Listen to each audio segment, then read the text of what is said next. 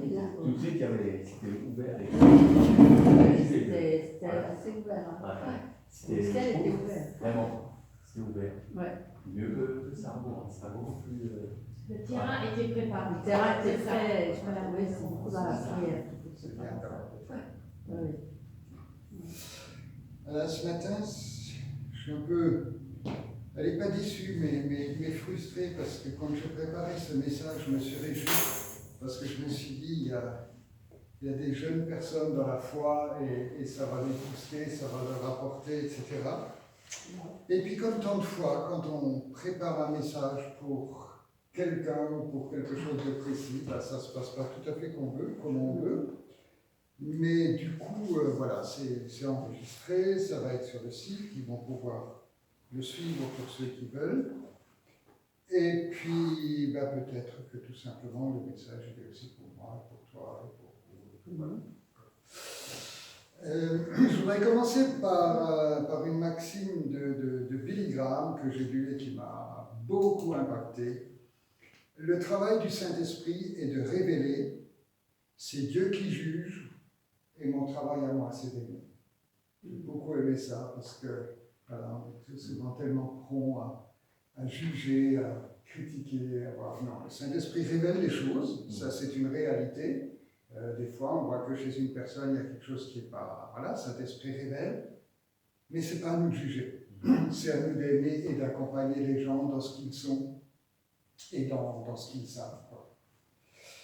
Le thème de ce matin, c'est « Pourquoi ma prière ne fonctionne-t-elle pas ?» Il est écrit « Priez sans cesse » en 1 Thessaloniciens 5, verset 17. « Priez sans cesse. Pourquoi ma prière ne fonctionne-t-elle pas ?» Et je pense qu'une des raisons principales pourquoi ma prière ne fonctionne pas, c'est que nous n'avons pas de conscience de prière.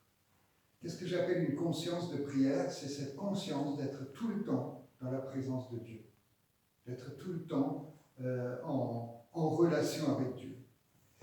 Et la prière nous manque dans la communauté, elle nous manque cruellement.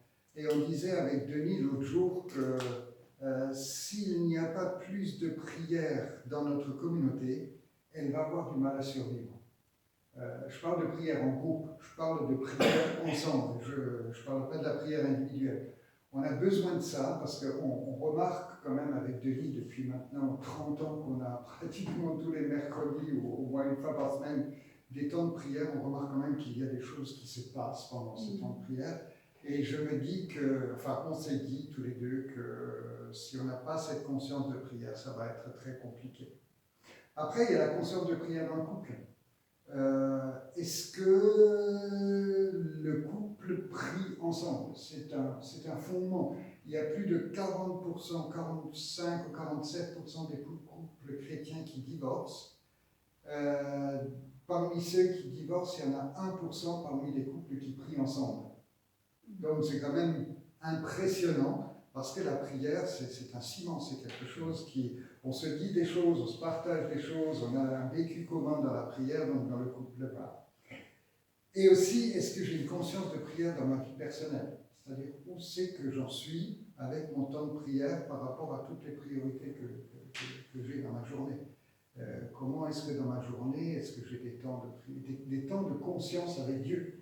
Est-ce que dans ma journée, j'ai des temps où je parle avec Dieu, où je parle en langue, où je prie, où je suis conscient tout simplement que Dieu est là et qu'il est à côté de moi? Et j'en viens à dire quelle est la place de Dieu dans notre quotidien. En Ézéchiel 33, verset 32, il y a ce verset qui me revient depuis des années. « Tu es pour eux comme un chanteur enthousiasmant, doté d'une belle voix et jouant bien de son instrument. Ils écoutent tes paroles, mais ils ne les mettent pas en pratique. » Et je me suis dit, dans notre vie de chrétien de tous les jours, vous connaissez l'effeuillage de la marguerite, je t'aime un peu, beaucoup, à la folie, pas du tout. Où c'est que j'en suis? Passionnément, merci. Il y en a qui connaissent leur classique. Voilà. Où est-ce que dans ma vie je situe Dieu par rapport à ça? Dans le passionnément, à la folie, dans le pas du tout, dans le un peu, voilà, où c'est que je situe Dieu? Et je me suis dit aussi qu'on a beaucoup trop tendance à avoir ce Dieu presse-bouton. Vous savez, on en a besoin, pouf, on appuie et on atteint un exaucement de prière. J'entends souvent ces prières, et j'ai pensé à toi parce que tu l'as fait souvent cette prière, Seigneur, les œuvres que tu as faites, je veux les faire. Et un jour, j'ai vraiment compris que je ne peux pas faire les œuvres de Jésus. Du moins pas celles que je pense, parce que je ne fais pas les autres. Je m'explique. Jésus guérissait les malades, tous les malades. Mais à côté de ça, il passait combien de nuits en prière? Il passait combien de temps dans la présence de son Père? Voilà. Donc, ok, je veux faire les œuvres que Jésus fait, mais j'ai l'impression quelquefois que les œuvres que je fais sont proportionnelles à ma communion avec lui, au temps que je passe avec lui. Et si je ne passe pas assez de temps avec mon Dieu, comment est-ce que je vais pouvoir faire les œuvres que mon Dieu a fait? Et puis, il y a l'importance de Dieu dans notre quotidien. J'ai lu une histoire cette semaine qui m'a fait sourire. C'est un enfant de maternelle qui vient voir sa maîtresse avec un chocolat de Pâques, un peu écrabouillé, un peu, voilà. Et il dit, maîtresse, je te le donne. Et puis la maîtresse, pleine de compassion, elle dit, écoute, c'est extrêmement gentil de ta part, mais c'est ton chocolat, je te le laisse. Il lui dit, non, non, mais j'en veux pas parce qu'il est écrasé. Donc, voilà, quelle est l'importance de Dieu dans mon quotidien? Est-ce que je lui donne ce que je ne veux pas, ou ce que, voilà, j'ai du temps libre, donc j'en donne un peu à Dieu, ou est-ce que ce que je donne à Dieu fait partie d'un véritable sacrifice, c'est-à-dire le chocolat que j'offre à ma maîtresse, j'aimerais bien le manger, mais bon, j'aime ma maîtresse, donc je lui offre le chocolat, quoi. L'attitude est un petit peu différente. Alors, c'est quoi prier? Est-ce qu'on peut prier sans cesse? C'est quoi prier? J'ai regardé dans le dictionnaire. Prier, c'est pas simplement demander. Prier, c'est s'adresser à un Dieu, un être surnaturel, pour l'adorer, l'honorer, le supplier, lui demander quelque chose. Ça, c'est la définition Larousse. Donc, prier, c'est s'adresser à Dieu dans toutes sortes de formes possibles. Ça peut être la louange par les bannières, par la danse, je sais pas moi, par n'importe quelle expression qui consiste à nous élever et à élever cet être surnaturel. Tout ça, ça fait partie de la prière. Et alors, prier sans cesse. Prier combien de temps? Et là, je dirais, ça dépend.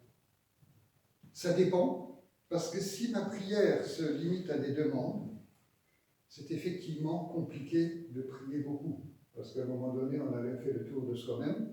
Après, on peut encore faire le tour des amis ou de la famille. Et puis, on a radoté notre liste. Et puis, ça s'arrête là. Par contre, si prier, c'est aussi remercier, honorer, adorer, là, c'est illimité. C'est illimité. Combien de fois dans la journée, je me rends compte de cette présence de Dieu et simplement je parle en langue pour dire merci, pour élever mon cœur, pour dire voilà. Si nous sommes dans cette notion de prière qui consiste à adorer, à remercier, à honorer Dieu, c'est illimité. L'autre matin, quand je me suis levé et j'ai sorti les jambes du lit, j'ai dit mais quel bonheur de pouvoir se mettre debout et de sortir mes jambes du lit. On fait ça tellement facilement. C'est tellement normal de se réveiller le matin. Combien de fois est-ce que j'ai déjà loué mon Dieu parce que je peux me lever le matin? Voilà, enfin. Et donc, si on est dans cette attitude-là, on a de quoi prier, louer à longueur de journée. Après, il y a ces versets en Jacques 4, verset 3, qui dit « Vous demandez, et vous ne recevez pas parce que vous demandez mal et dans le but de satisfaire vos passions. » Et c'est vrai que si Dieu est et reste pour nous un tiroir-caisse, on ne reçoit pas. Ça, c'est quelque chose de... Dieu est un Dieu d'honneur, Dieu est est un être qui veut être loué, qui veut être adoré, qui veut être reconnu comme étant Dieu, Maître, Seigneur, Père, tout ce qu'on veut. Et si on va là seulement on va appuyer sur un bouton tiroir-caisse, voilà. On le vit au quotidien quand on nous fait comprendre que tu me dois. C'est très compliqué. Et un papa ou un enfant qui vient tout le temps dire donne-moi des sous, donne-moi de l'argent de poche, donne-moi ceci, donne-moi ta voiture, donne-moi machin, ça ne fonctionne pas. Et avec Dieu, ça ne fonctionne pas non plus, parce que ça ouvre des portes spirituelles qui sont juste impossibles. Et puis, il y a une autre prière à laquelle j'ai pensé, qui n'est pas exaucée, c'est la prière qui au fond n'en est pas une, parce que ça dépend juste de notre positionnement. Je m'explique. Vous avez tous connu cette situation où vous discutez avec quelqu'un dehors, il fait froid, vous êtes en t-shirt, vous n'êtes pas habillé, et la phrase « je vais prendre froid ». Donc, pendant tout le temps où tu es dehors avec la personne, tu dis « je vais prendre froid, il faudrait que je m'habille, je vais prendre froid, il faudrait que je m'habille, voilà. » Ça dure un quart d'heure, 20 minutes, tu rentres, tu as la gorge qui craque. Et là, tu sautes sur ton premier efferallement pour te dire « je vais prendre quelque chose parce que j'ai pris froid ». Le lendemain matin, je le savais, et tu es malade. Et tu pries, et rien ne se passe. Et tu dis, mais j'ai prié, pourquoi est-ce que je ne suis pas guéri? L'explication, c'est que nous raisonnons de façon mécanique, humaine, comme la société actuelle. J'ai un problème, j'ai une solution, ça doit arriver, ça doit se réaliser.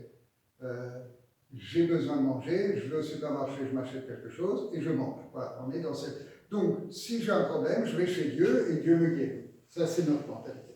Dieu pense différemment. Dieu te dira, tu es malade parce que tu as ouvert une porte, parce que tu as exprimé ta peur. Tu as dit, je vais prendre froid. Tu as exprimé une peur. Cette peur a donné au diable le droit de effectivement attaquer ton corps.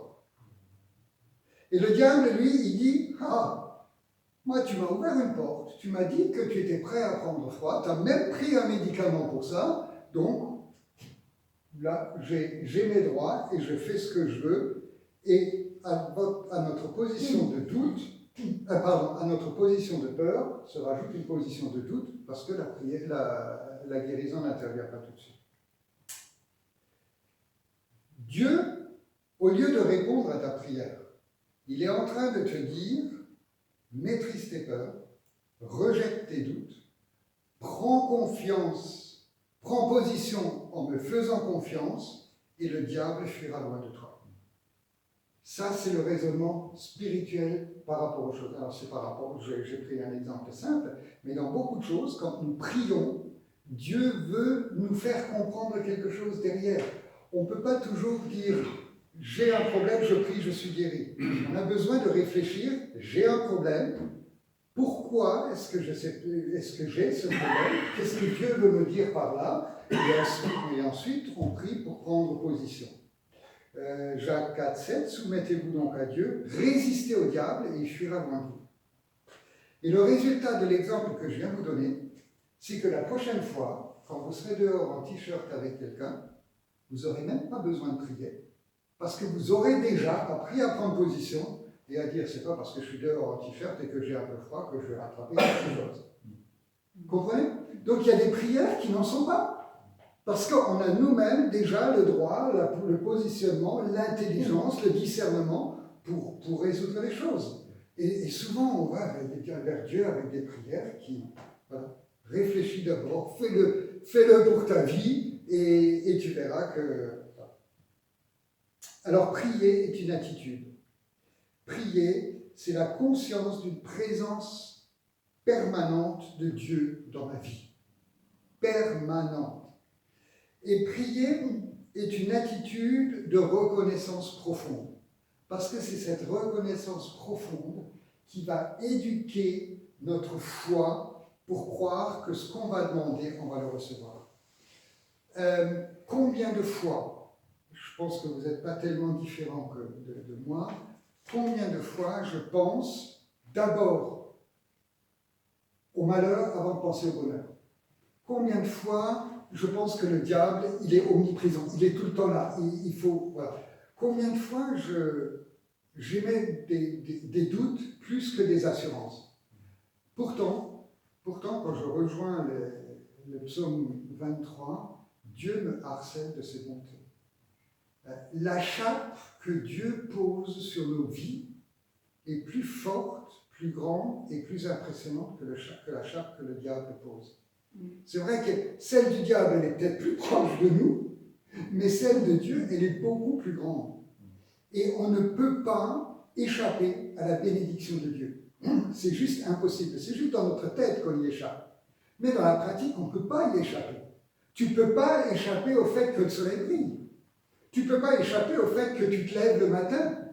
Tu ne peux pas échapper au fait que tu as à manger tous les jours. Tu ne peux pas échapper au fait que tu as un toit au-dessus de ta tête. L'amour de Dieu est beaucoup, beaucoup plus grand, plus puissant, plus fort, plus présent que les petits bobos que le diable peut nous envoyer. Alors c'est vrai que les petits bobos, on les voit plus, ça c'est clair. Mais la réalité, c'est que l'amour de Dieu, le désir de Dieu de répondre à nos demandes est beaucoup plus fort et plus efficace que le souhait du diable de nous faire plonger, quoi. Ça, c'est des choses, on a besoin d'être conscient de ça pour avoir une vie de prière efficace. On a besoin d'exprimer à longueur de journée, d'apprendre, c'est pas facile, mais d'apprendre à longueur de journée, d'avoir cette conscience de la bonté de l'Éternel dans notre vie. Et c'est cette conscience de la bonté de l'Éternel dans notre vie qui nous fait grandir et qui nous fait avancer. Prier, c'est un positionnement. On a de la difficulté dans notre relation avec Dieu, dans notre prière en général, parce que nous ne sommes pas conscients de qui nous sommes et nous ne sommes pas conscients du monde spirituel qui nous entoure.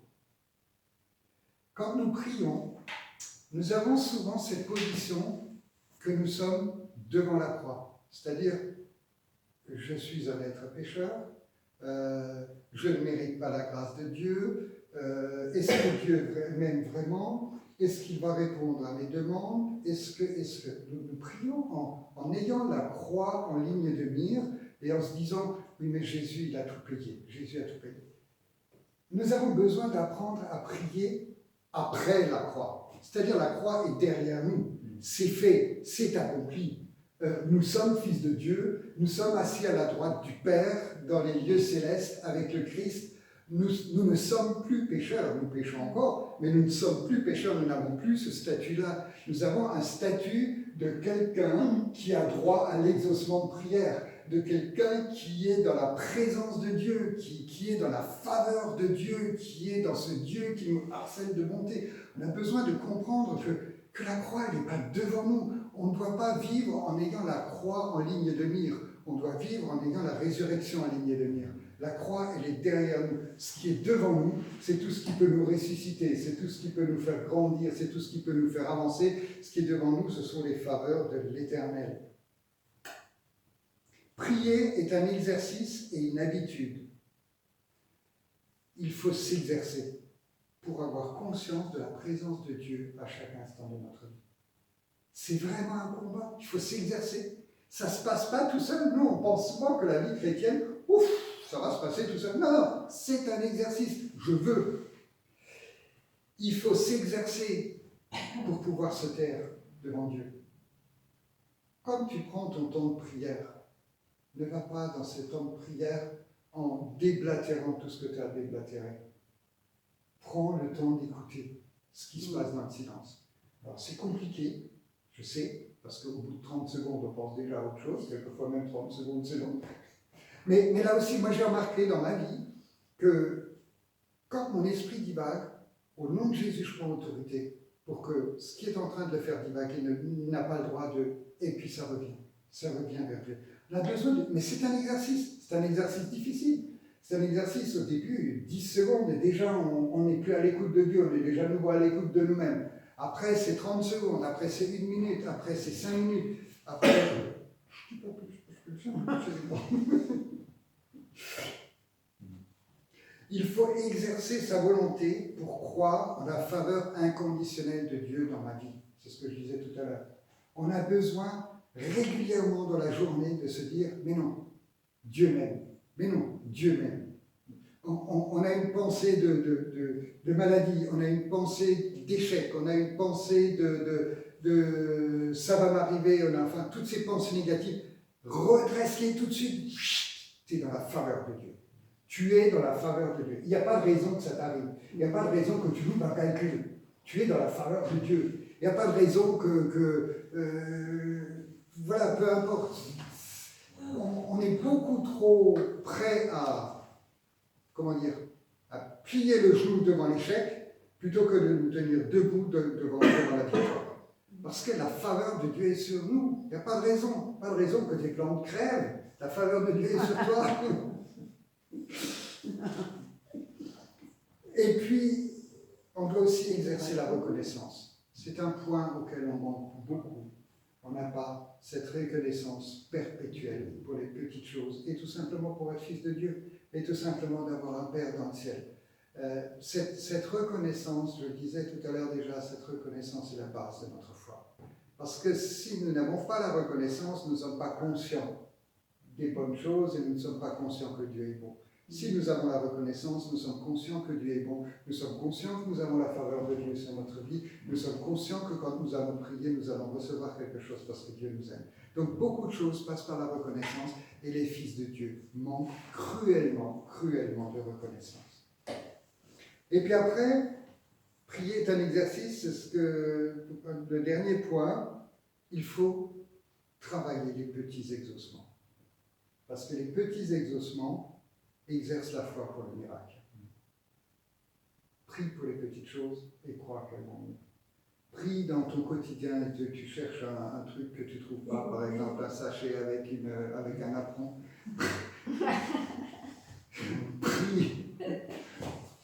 Prie pour que, voilà, et quand tu vois ça arriver, tu dis, ouais, Dieu est bon, Dieu est bon. Et puis tu pries pour quelque chose de plus grand, tu vois arriver, tu dis, Dieu est bon. Et c'est comme ça que grandit notre foi. Et le jour où tu vas te retrouver devant quelqu'un qui a un cancer et tu vas prier pour lui, tu vas pas commencer à prier pour lui, tu vas dire, Dieu est bon, il va être guéri. Et c'est là que, voilà, c'est comme ça que ça fonctionne. Alors, un dernier point, prier et recevoir. Nous prions beaucoup trop souvent avec des points d'interrogation. Beaucoup trop souvent avec des points d'interrogation. Mais pourquoi est-ce qu'on prie avec des points d'interrogation? Parce qu'on n'exerce pas tout ce que je viens de dire. Parce qu'on ne sait pas qui est notre Dieu pour nous. Parce qu'on ne sait pas qui nous sommes devant Dieu. Parce qu'on ne connaît pas notre position. Parce qu'on est devant la croix au lieu d'être derrière. Donc, chaque fois qu'on exprime une prière, il y a un point d'interrogation. Est-ce que Dieu est d'accord avec ça? Est-ce que Dieu est d'accord? Que ta volonté soit faite. Que ta volonté soit... Voilà, il est malade, je vais prier pour lui, mais que ta volonté soit faite. C'est quoi la volonté de Dieu? C'est guéri. C'est déjà fait. Alors, si tu pries que ta volonté soit faite, et l'assurance que la prière va s'accomplir, quoi. Donc, on ne peut enlever ces points d'interrogation que quand on a l'assurance qu'ils n'existent pas. Tant que quelque part au fond de notre cœur ils existent, on ne peut pas les enlever. Donc ayons cette attitude exerçons cette attitude vis-à-vis de notre Père, qui consiste à dire, alors je ne dis pas que toutes les prières vont être exaucées, ce n'est pas le propos de ce que je suis en train de dire, mais allez, si déjà il y en a un peu plus, c'est déjà pas mal. Parce que pour l'instant, j'ai le sentiment de constater que dans toutes les prières, il y en a plus qui ne sont pas exaucées que qui sont exaucées. Donc si on pouvait déjà renverser la vapeur, ce serait déjà un bon début, à mon sens. Après, ce qui conditionne aussi l'exaucement, c'est qu'on ne peut pas juste prier. Je connais des gens qui disent, pas prier, si ça ne sert à rien, on devra au moins prier. Laisse tomber. Ça, c'est une prière, à coup sûr, elle n'est pas exaucée. Parce qu'il n'y a pas de foi derrière. C'est juste de la religiosité, mais il n'y a pas de foi derrière. Prier prier dans le doute, ça je l'ai reçu pendant que je préparais ce message, prier dans le doute, c'est une offense à l'Éternel. Si tu doutes que Dieu n'est pas assez bon pour t'aimer, pour te donner quelque chose que tu demandes, c'est une offense. Waouh! Et j'irai plus loin en disant, si tu n'as pas la foi pour quelque chose, ne prie pas. C'est pas grave. C'est pas grave. Ne culpabilise pas si tu ne peux pas prier pour quelque chose. On discutait l'autre jour dans un cas précis où je disais à Vincent, mais moi je n'avais pas la conviction de prier pour ça. Il me dit, mais moi non plus. Mais je reconnais que j'ai prié par religiosité parce que je me suis dit, tout le monde prie, il faut prier dans le même sens. Mais je n'avais pas la conviction. Alors, si tu n'as pas la conviction pour quelque chose, ne prie pas. C'est pas grave. Quelqu'un d'autre va l'avoir à ta place. On est des pierres vivantes, on est un édifice. On travaille tous ensemble. Le salut de quelqu'un ne dépend pas de toi. La guérison de quelqu'un ne dépend pas de toi. Ça dépend de Dieu et de l'acte de foi que les uns et les autres pourront faire à cet égard. L'autre avantage de ne pas prier si tu n'as pas la foi, c'est que tu n'exprimeras pas une foi négative dont l'ennemi va avoir le droit de se servir. Parce que ça, il faut qu'on le sache aussi, c'est que quand nous prions sans foi, on exprime une forme de bénédiction qui permet à l'ennemi de reprendre ça et de dire il a prié dans le doute, il a prié dans la peur, ça ne va pas marcher, c'est mon droit de rester là. Donc on exerce une foi négative quand on est dans le doute.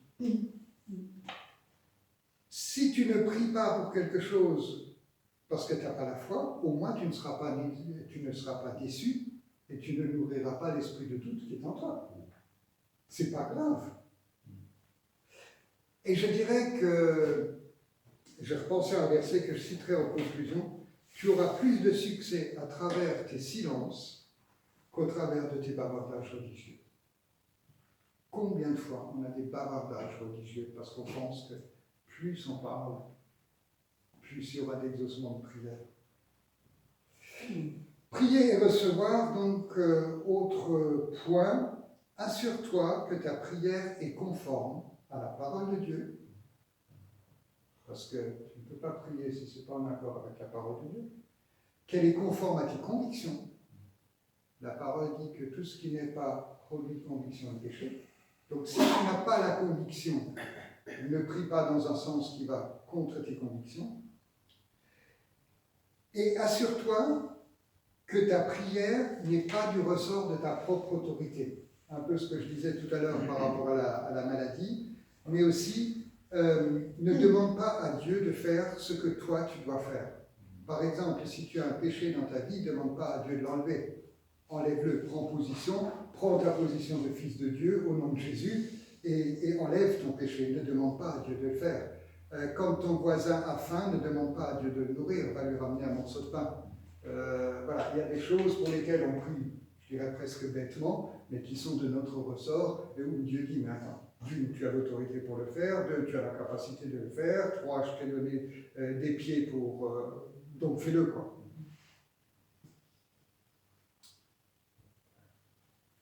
Et ne te sers pas de ta prière pour faire des actes de sorcellerie charismatique.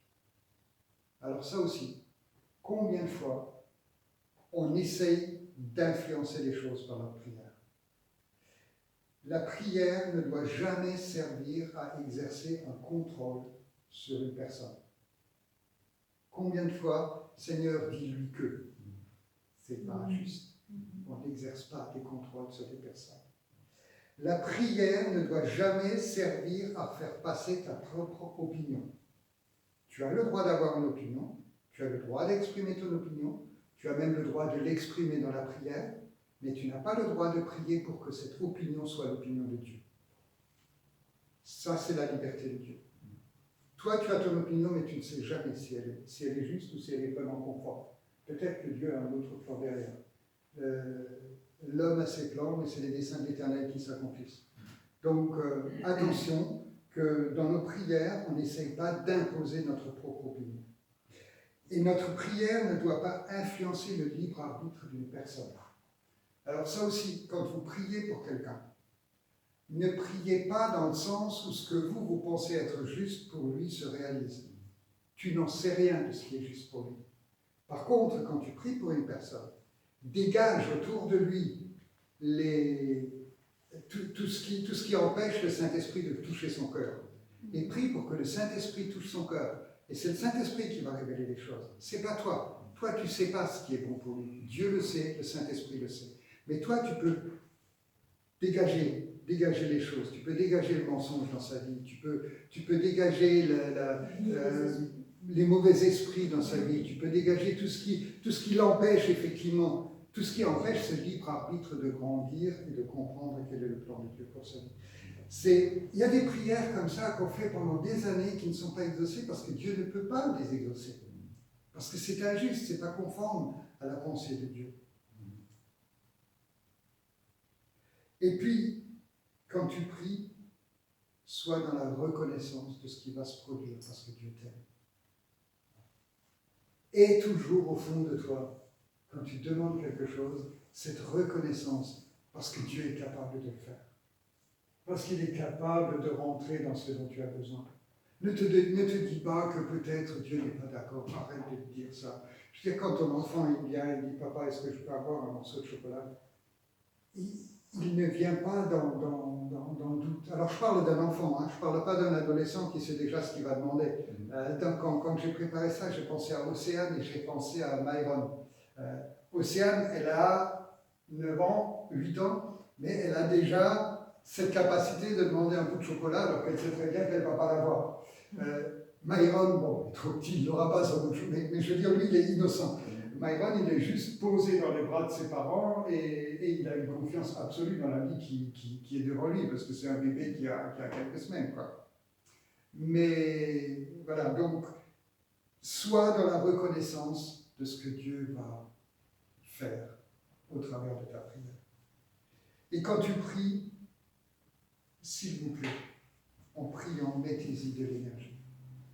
Mettez-y du cœur, quoi. J'entends tellement de prières qui sont juste qui se demandent si. Non, mettez-y du cœur quand vous priez. Exprimez votre assurance. Exprimez le fait que vous croyez, le fait que vous êtes des fils de Dieu. Allez dans le monde spirituel. Allez conquérir ce qui est à vous au nom de Jésus. Prenez cette autorité au nom de Jésus. J'ai remarqué surtout dans la délivrance, ce n'est pas les paroles qui sont importantes, du moins ce n'est pas le nombre de paroles qui sont importantes, ce n'est pas la tonalité que tu mets dedans qui est importante, ce n'est pas le fait de parler fort ou de parler faible qui est important, c'est ce que l'autre en face, il ressent de ton autorité. Et quand l'autre en face, il ressent ton autorité, il quitte. Il quitte. Parce que on est dans un monde spirituel, on n'est pas dans un monde concret, matériel, où il faut crier, hurler, frapper, tout ce qu'on veut. Quelquefois, si. Allez. Mais c'est quand même pas la règle, quoi. Mais par contre, on est dans ce monde où celui qui est en face de toi, c'est ce qui est en toi. Et si tu as cette autorité, ça dégage. Maintenant, l'autorité au nom de Jésus, c'est quoi? Juste une petite parenthèse. Quand tu pries au nom de Jésus, quand tu pries Dieu au nom de Jésus, ça veut dire « Père, souviens-toi de ce que Christ a fait pour moi, souviens-toi de la croix, et je viens devant ton trône parce que j'ai cette croix qui m'a ouvert les portes pour venir devant ton trône. » Ça, c'est au nom de Jésus quand je prie au Père. Au nom de Jésus, quand je prie pour les hommes, ou quand je prie dans le naturel, ça veut dire que toute la puissance du royaume de Dieu est derrière moi.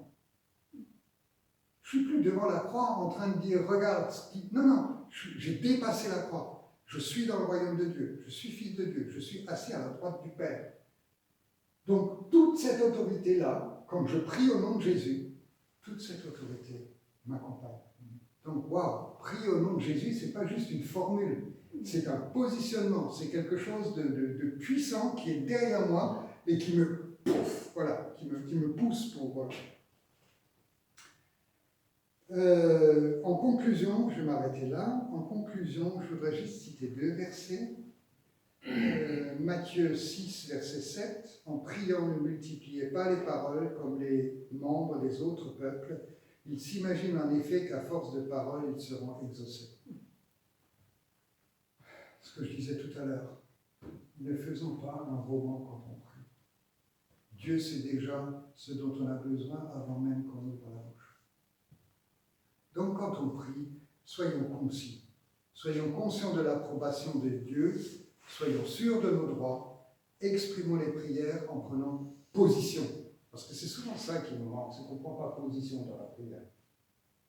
Et le deuxième verset, c'est Matthieu 7, 21. Ceux qui me disent Seigneur, Seigneur n'entreront pas tous dans le royaume des cieux, mais celui-là seul qui fait la volonté de mon Père qui est dans les cieux. Et pourquoi je cite ce verset? Parce que quand j'entends prier des gens qui répètent Seigneur, Seigneur au bout de chaque mot, voire à la place de chaque virgule, etc., c'est pas le fait qu'ils prononcent le mot de Seigneur qui me dérange, c'est que le fait qu'ils ne sont pas conscients de leur prière. Ils rajoutent quelque chose dans leur prière qui est du machinal, qui est du... C'est de la ponctuation. Ouais, c'est de la ponctuation.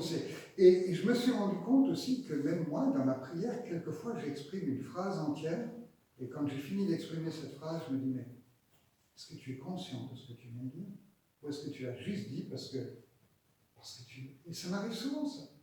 Et je me reprends moi-même dans ma prière en disant, mais ça c'est juste une phrase que tu as prononcée parce que tu l'as entendue, parce qu'elle est machinale, parce qu'elle est très religieuse, parce qu'elle est très belle, parce qu'elle est très tout ce qu'on veut. Non, reprends-toi. Écoute ta propre prière et reprends-toi.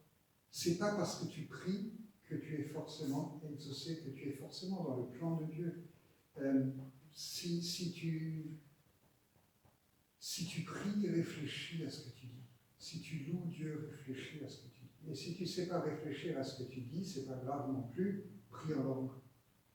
Prie en langue, parce que Dieu sait ce que tu dis. Et parce que ça, c'est quelque chose qui est dans le contact direct avec Dieu.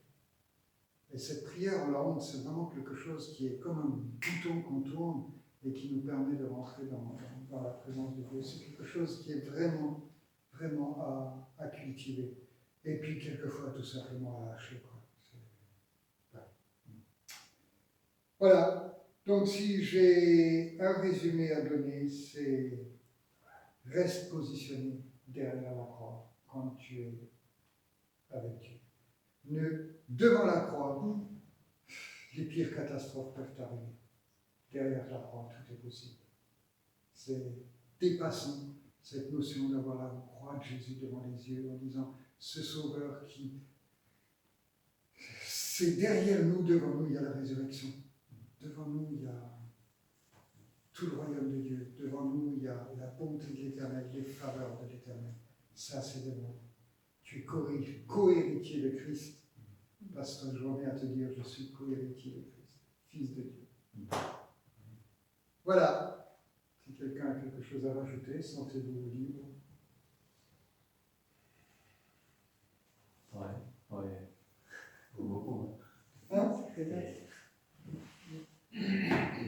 J'ai réfléchi au prier sans cesse. C'est l'ourailler sans cesse. Humainement, c'est pas possible. C'est pour ça que c'est l'attitude de cœur. C'est le cœur, l'esprit. L'esprit, c'est le cœur. C'est la connexion qu'on a. Quand tu es en train de faire la coupe, tu ménages, tu dois te connecter. En disant.